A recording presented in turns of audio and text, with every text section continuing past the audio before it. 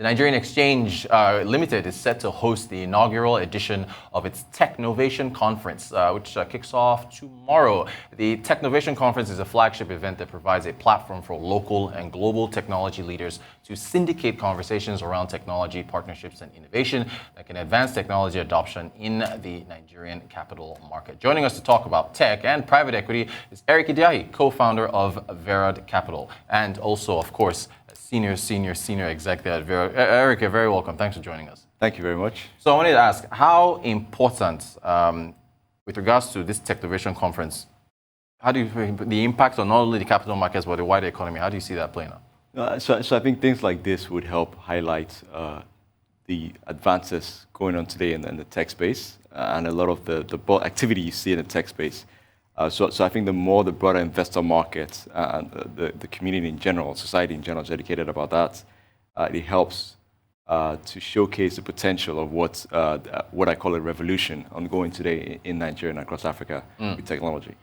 Valuations. They've been record amounts of money raised by tech companies in Nigeria. Eye-watering valuations. Do those valuations worry you? Think they're hyped up? No, the answer no and yes. So the no part in the sense that a lot of the money coming into these markets in Nigeria, across Africa, mostly coming in from the US, from Asia, and these are investors betting on the future, betting on the fact that we have such a young population that will adopt some of these technologies, the fintech companies and these things coming out in the near future, and they'll adopt it in mass. So they're betting on some of these I'll say companies to grow over time and catch up to where those valuations are. But of course, not everybody will be a winner.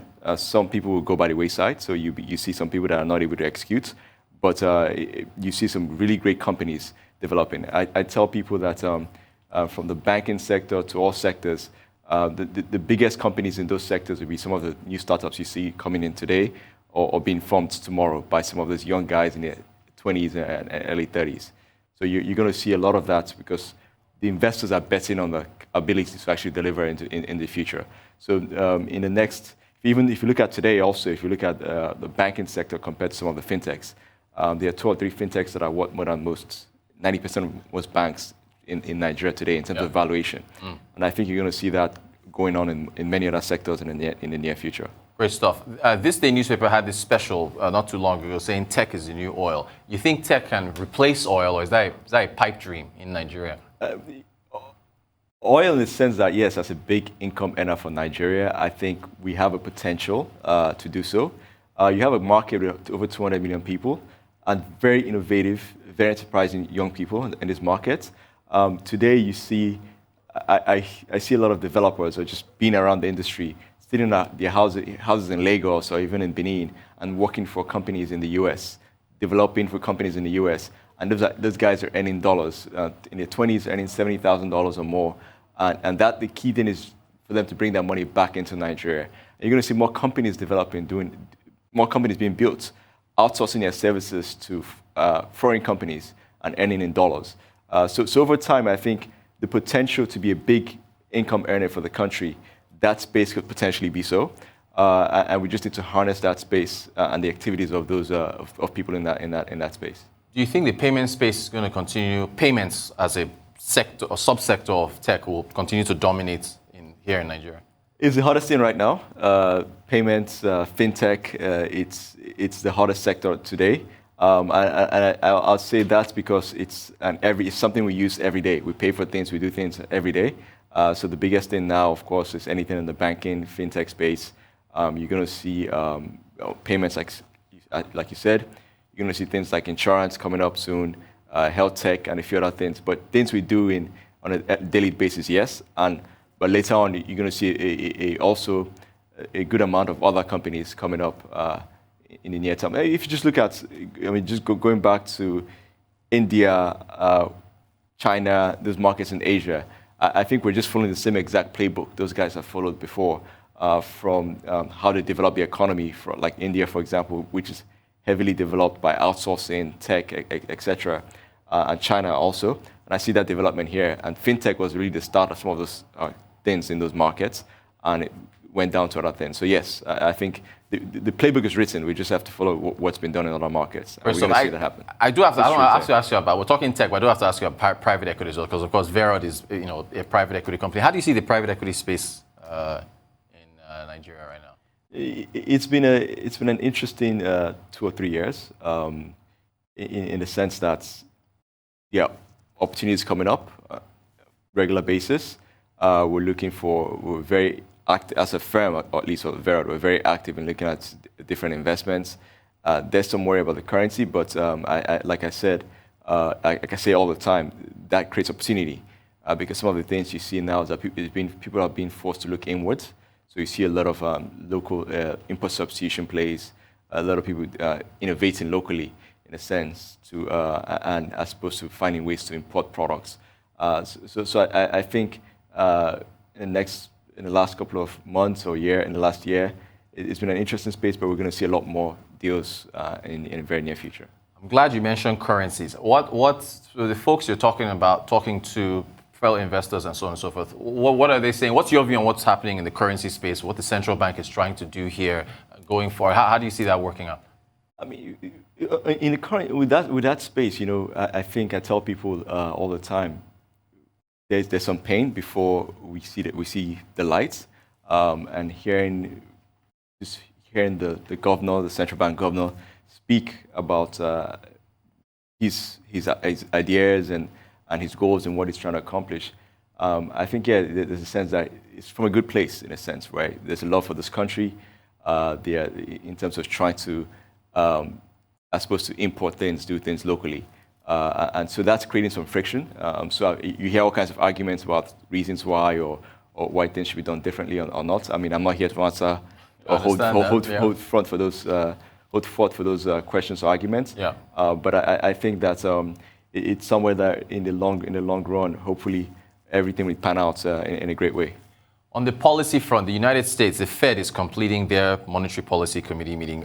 So just the balance, because we're still talking about the central bank and what they're trying to do on the monetary side, balanced out by the Federal Executive Council and the fiscal side. How have you seen that balance here in Nigeria? How have you viewed that? It's been interesting. I think on the monetary policy side, I think you've seen a lot of, I'll say a lot of policies that have come up that have overlapped in a bit, but that's been in just trying to guide some things happening. We're so used to doing things in a certain way in Nigeria, and I think some tough decisions have been made and some tough rules have been made on both sides. That it's been some time adjusting to those things, but I think over time those things would definitely come into. There's an election. Thanks for that. There's an election in 17 months, I believe. There's some talk that the elections coming up could possibly delay economic reforms. Where do you fall on that sentiment? I mean, everybody's anxious, of course. Elections around the corner. Everybody wants to see what's happened next. I've been in this market for some time. It's all of it is just staying focused, right? Yeah. I think those that stay focused on the business they're doing and things they're doing will win at the end of the day. I don't see the elections as being a major disruption to business or the economies. We're going to go back and elect a leader and just keep moving as a country. Great stuff. We've talked tech, so I'm sure you like tech. But what are the other sectors do you like? Do you think that can attract investments from your private equity standpoint? I'm still a believer. I know we talk tech, but I would like to also reinforce that in a sense. I think just the amount of capital coming into the markets, into tech, would help solve a lot of the problems we're facing in Nigeria. And it's something I advocate to keep investing in. So even stuff like remittances that can come into the country and solve some of our dollar issues, those are things that as a country we can work with people in that sector. So I think there are a lot of applications you can use for what you see in a tech space. And I think it's still one of my top sectors to continue to invest in. And secondly, anything that has to do with import substitution. I think as a country, we need to start looking inwards to see what we have comparative advantages in to manufacture locally. So those things excite me today from an investment perspective. I only got a couple minutes to go. Can you speak to how COVID has impacted, I guess, private equity, if at all, and whether we've turned the corner or there's still concerns with vaccinations and so on? If you look at globally, I think initially with COVID, there was a big fear of how things were or how things would pan out. But those that were brave really took a big dip and made some big moves. So COVID has, from one side, in the economy aspect of things, COVID has accelerated developments in efficiency, technology adoption, etc. So I think that's been a positive. So if you look at a lot of companies I've been involved in, we've actually made a lot of changes with COVID that's helped us in the long run. So I think it's actually been a big booster for most. But yes, you still have the concerns from the health side, from people who are getting sick, losing loved ones. But the sooner we all adapt to the situation with COVID, I think the better for everybody. Fantastic stuff. Eric Idiaye, co-founder and partner at Verod Capital. Thank you so much for joining us. Appreciate you.